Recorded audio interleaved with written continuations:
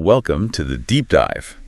Today we're stepping into a really pivotal moment, right after Siddhartha Gautama achieved full enlightenment under the Bodhi Tree. Yeah, it's a moment often glossed over. Exactly. Many accounts sort of jump straight from that awakening to his public teaching. But we're going to explore this really crucial, maybe overlooked, 49-day period immediately after. It's a truly fascinating phase. You might assume, okay, fully enlightened, let's get the word out. Right. But for the Buddha, these first 49 days were really about deep internal integration. It was essential for kind of consolidating that huge spiritual breakthrough. So not immediate proclamation. He actually savored this state, this transformation. That's right. After attaining nirvana, extinguishing all those defilements, the craving, aversion, delusion, the things that cause suffering, he was completely free from suffering, utterly liberated. Can you maybe unpack that a bit? How would he have experienced that kind of profound bliss? It's hard to even imagine. Well, what's really striking is that liberation wasn't just like a switch flipped. It was a state to be fully absorbed, fully understood, Right. He just dwelt in that unconditioned peace, allowing the truth he'd realized to just sort of permeate every part of his being. Like letting it sink in deep down. Exactly. A profound quietude. It was a process of internalizing something so immense, and that really set the stage for everything that came next. That makes a lot of sense. Yeah. He wasn't just aware of nirvana, he was dwelling in it. Okay, so let's break down that initial phase. The sources say he stayed seated right there, under the Bodhi tree, for the first 7 days. That's right. The entire first week. What was happening then? Just bliss? Well, yes. Experiencing the sheer, unadulterated bliss of liberation, nirvana itself, as his mind was just utterly pure, completely free from any agitation. Wow. But it was also a deep engagement with the truth he'd just found, kind of solidifying his confidence in his Buddhahood, in the reality of nirvana. So like confirming it for himself over and over. In a way, yeah. This long period of integration, it sort of teaches us that mastering a profound experience isn't just the aha moment. Right. It's often a deliberate, maybe even solitary process of really internalizing it, confirming its truth for yourself. This deep absorption prepares you to actually apply it or share it effectively. Okay, so after that first week of deep absorption, the process continued.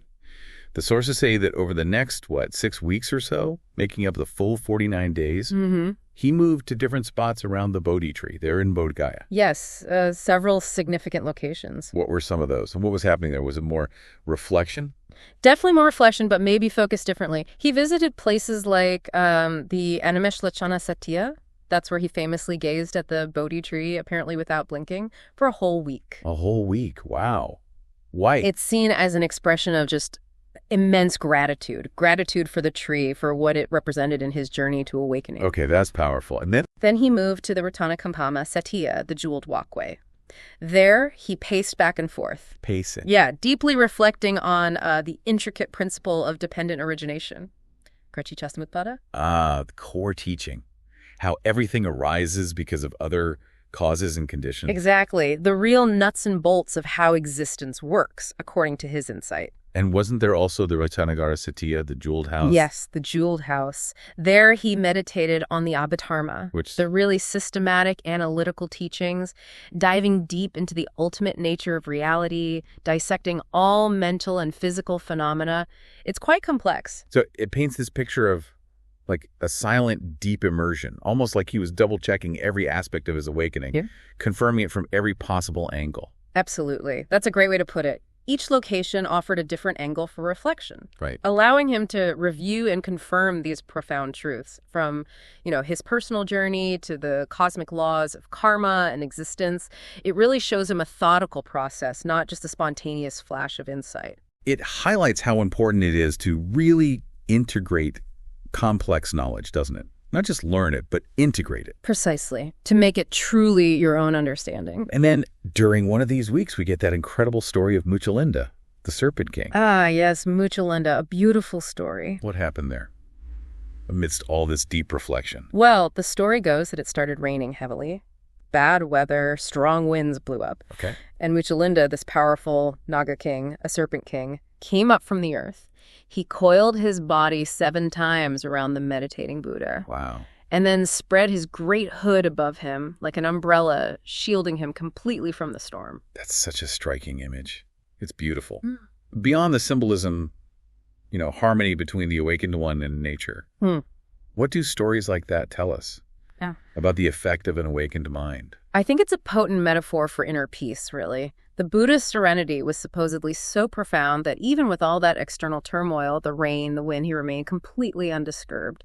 It suggests that true inner stillness can create a kind of sanctuary, not just inside you, but maybe even influencing the environment around you, eliciting respect, protection, even from, giant serpent kings. It speaks to a deep calm that radiates outwards. Exactly. Okay, so we have 49 days of this intense, solitary reflection and integration.